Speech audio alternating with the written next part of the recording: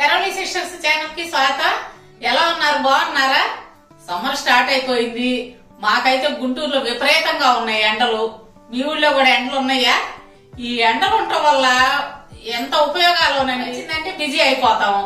పచ్చళ్ళు పెట్టుకోవటము, వడియాలు పెట్టుకోవటము, చల్ల మిరపకాయలు వేసుకోవటం, అసలు ఒకటి కాదు మామిడికాయ పచ్చడి. ఇక ఇవన్నీ ప్రాసెస్ జరుగుతూ ఉంటది సమ్మర్ అయిపోయేదాకా. పోయిన సంవత్సరం ఏం చేశాను మీకు వడియాలు పెట్టి చూపించాను కదా. ఈ సంవత్సరం నేను చల్ల మిరపకాయలతో స్టార్ట్ చేశాను. ఎలా ఈజీగా పట్టుకోవాలో చూపిస్తాను.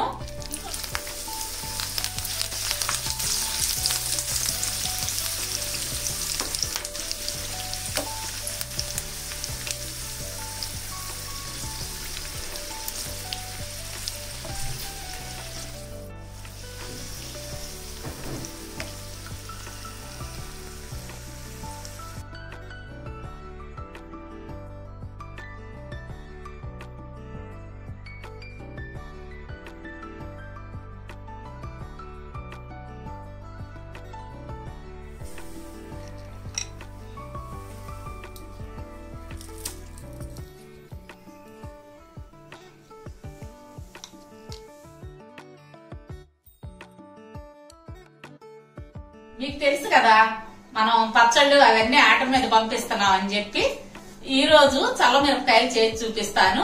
వీలైన వాళ్ళు చేసుకోండి, వీలు కాని వాళ్ళు ఆర్డర్ పెడితే మనం పంపిద్దాము. ఇప్పుడు ప్రాసెస్ లోకి వెళ్ళిపోదాము. నేను చెప్పినట్టే తయారు చేసుకోండి, చాలా సూపర్ గా ఉంటాయి చల్ల మిరపకాయలు. ఈ చల్ల మిరపకాయలకి ముందుగా కావాల్సింది పచ్చిమిర్చి. ఈ పచ్చిమిర్చిలో చాలా రకాలు ఉంటాయండి. దబ్బకాయలు ఉంటాయి, పచ్చగా పసిరికాయలు ఉంటాయి. అట్లా కాకుండా ఇటువంటి కాయ తీసుకోండి. బాగా ముదురు కాయ, తెల్లగా గట్టిగా ఉండాలి, గింజ పట్టి ఉండాలన్నమాట. అప్పుడే ఊర మిరపకాయ బాగా రుచిగా ఉంటుంది. పెంచితే చూడండి ఈ విధంగా ఉండాలి. ఇవి కొంచెం రేట్ ఎక్కువే ఉంటాయి మిగతా పచ్చిమిర్చి మీద. శుభ్రంగా కడుక్కున్న తర్వాత వడబుట్టలో వేసి నీళ్ళన్నీ ఒడిసిపోయిన తర్వాత, అంటే నీళ్ళన్నీ దిగిపోతాయి కదా, దిగిపోయిన తర్వాత ఇట్లా తీసుకోండి. ఇప్పుడు ఈ పచ్చిమిర్చిని ఏం చేయాలంటే ఒక పిన్నీసు, కొత్త పిన్నీసు తీసుకొని ఈ విధంగా చీరుకోవాలి. ఈ ఎడ్జులు తెగనీయబాకండి, తెగనీయకుండా ఈ విధంగా ఇట్లా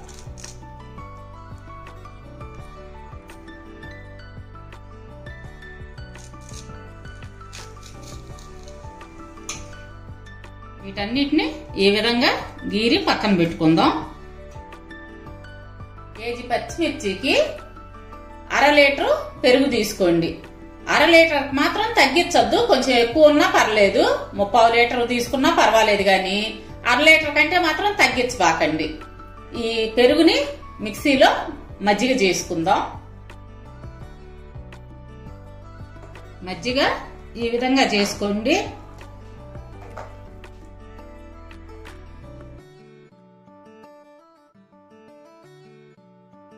ప్లాస్టిక్ డబ్బా ఉంటే డబ్బా తీసుకోండి, లేదంటే గాజుదున్నా పర్లేదు. స్టీల్ది తెల్లవాటిల్లో మాత్రం వేయద్దు. ఇప్పుడు ఈ మజ్జిగని ఇందులో పోసుకుందాం. ఈ కప్పు నిండా 250 ml ఉప్పు, కళ్ళుప్పు, అంటే 2 గిద్దలండి. కేజీ మిరపకాయలకి 2 గిద్దలు ఉప్పు, ఒక్క నిమ్మకాయ మీడియం సైజ్ది రసం పిండుకొని ఆ రసం కూడా ఈ మజ్జిగలో కలుపుకుందాం. బాగా కలిసే విధంగా కలుపుకుందాం. ఇందాక గీరి పెట్టుకున్న పచ్చిమిర్చిని మజ్జిగలో వేసుకుందాం.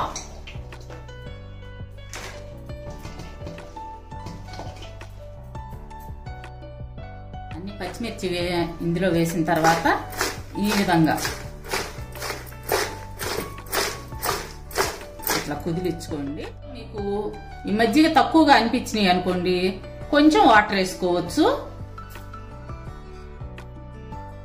ఇప్పుడు మూత పెట్టేసుకొని ఒక్కరోజు ఈ మజ్జిగలో ఈ పచ్చిమిర్చిని ఊరనిద్దాం. మరుసటి రోజు ఒక ప్లాస్టిక్ షీట్ కావచ్చు, లేదంటే ఏదన్నా మంచిది క్లాత్ ఉంటే క్లాత్ మీదైనా ఈ పచ్చిమిర్చి పల్చగా పరుచుకుందాం.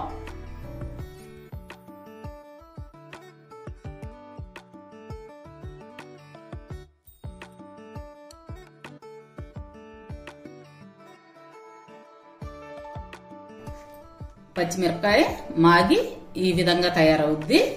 వీటిని మనం ఒక్కసారి ఇలా కలుపుకొని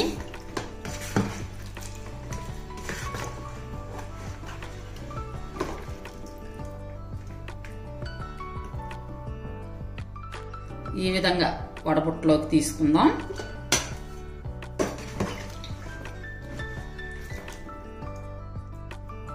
మజ్జిగన్నీ దిగిపోవాలి.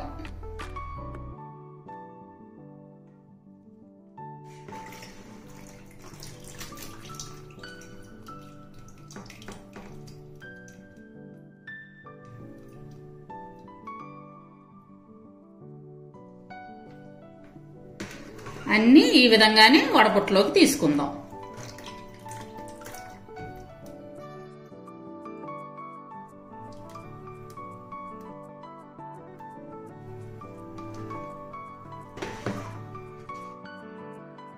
చూడండి, ఇప్పుడు ఈ మజ్జిగ మిగిలినవి కదా, ఈ మజ్జిగ మీద మూత పెట్టేసుకుందాము. మూత పెట్టి పక్కన ఉంచుకోవాలి. ఇప్పుడు ఈ పచ్చిమిర్చి ఈ మజ్జిగ అంతా ఇట్లా వడిలే వరకు ఉంచుకొని ఒక ప్లాస్టిక్ షీట్ మీద ఆరబెట్టుకోవాలి. అంటే మంచి ఎండలో ఉదయం 10 ఎండబెట్టుకుంటే సాయంత్రం 5 తీసుకొచ్చి మరలా ఈ మజ్జిగలో వెయ్యాలి. అట్లా 3 రోజులు చెయ్యాలి. ఉదయం తీసుకెళ్లి ఆరబోయటము, సాయంత్రానికి తీసుకొచ్చి మళ్ళా ఈ మజ్జిగలో వేయటం. అప్పుడు ఈ మజ్జిగంతా ఈ పచ్చిమిర్చికి పట్టేసి ఊరమిరపకాయకి చాలా బాగుంటది. ఇప్పుడు ఎండలో పోసుకుందాము. ఇందాక నేను చెప్పినట్టుగా సాయంత్రం తీసి మరలా ఆ మజ్జిగలో ఊరబెడదాం. రెండో రోజు ఇలా నానేసిన మిరపకాయలు తీసి ఇలా వడగట్టుకోవాలి.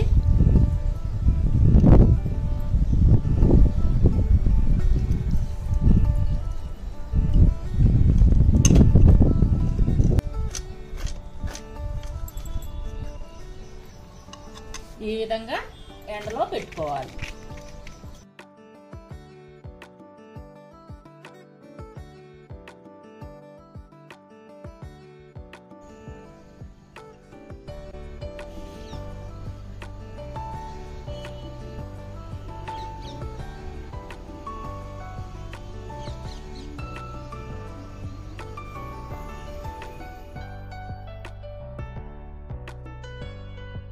ఇదిగోండి, చల్లమిరపకాయలు రెడీ అయినాయి.